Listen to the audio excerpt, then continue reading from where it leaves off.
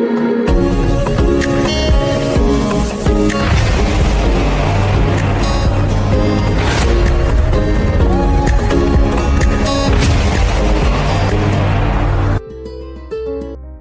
day, viewers at home.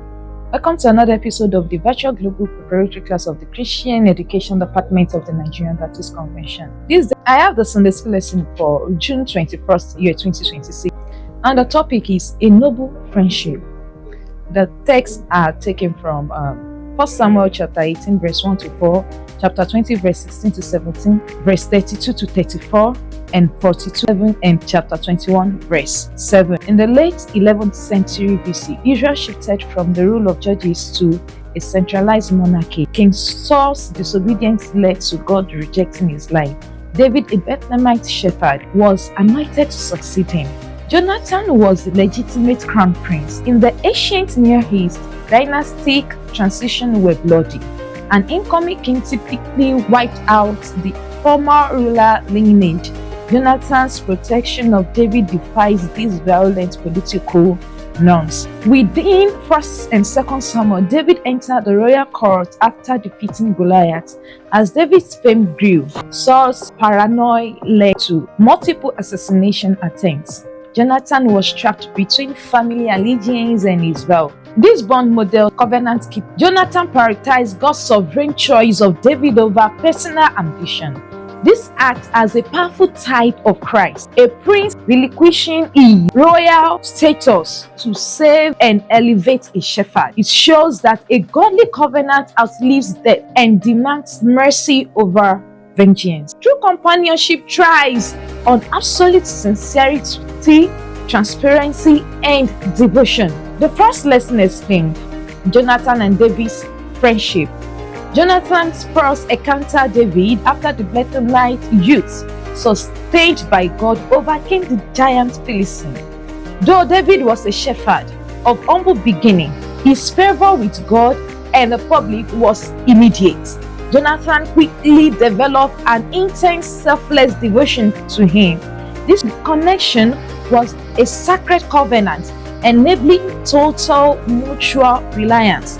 Apart from an unnatural affection, their connection represented high loyalty inspired by the Holy Spirit. Jonathan publicly transferred his royal attire and weaponry to David as a physical guarantee of this unbreakable bond.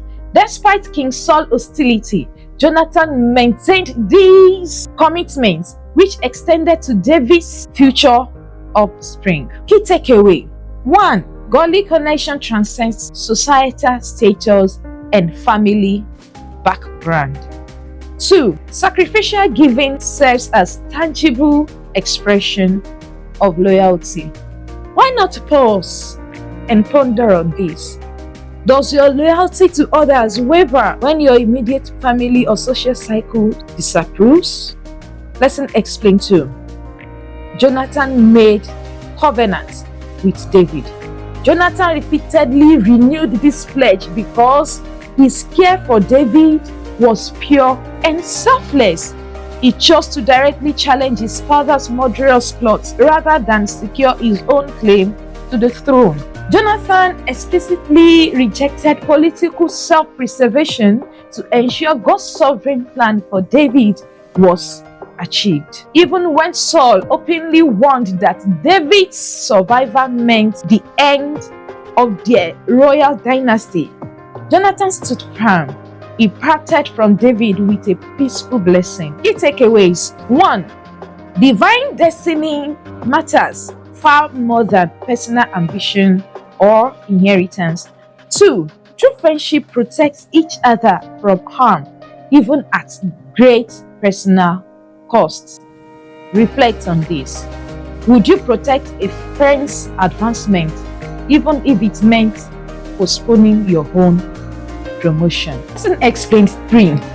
David grieved Jonathan's death. Upon learning of Jonathan's demise, David mourned deeply, celebrating a brotherhood he valued above ordinary human attachments. Their relationship perfectly illustrated God's expectation for mercy and kindness. Years later, as reigning monarch, David remembered his ancient vow. He actively protected Mephibosheth, Jonathan's disabled son, rejecting the custom of executing an old king's heir. This act confirmed that a believer's covenant requires responding to malice with unmerited kindness. Key takeaways: 1.